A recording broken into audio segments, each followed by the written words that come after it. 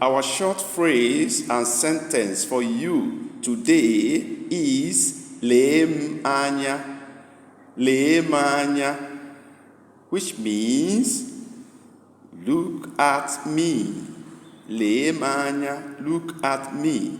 And when we say this to you, one of the ways you can respond is by saying ahụrụ gị, which means I see you. Ahụrụ gị, I see you.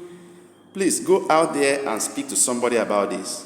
Tell your child, tell your uncle, lee anya, and expect a response like ahụrụ gị.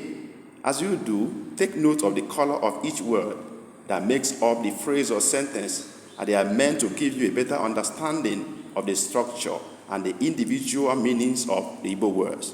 Please, as you do, remember, it is very important that you practice and practice over and over. Watch the video again until you are used to pronouncing the words properly and practice them. And don't forget to subscribe to this channel so that you can get our next upload. Like and comment to help others to discover this and then prepare or to serve you better. God bless you.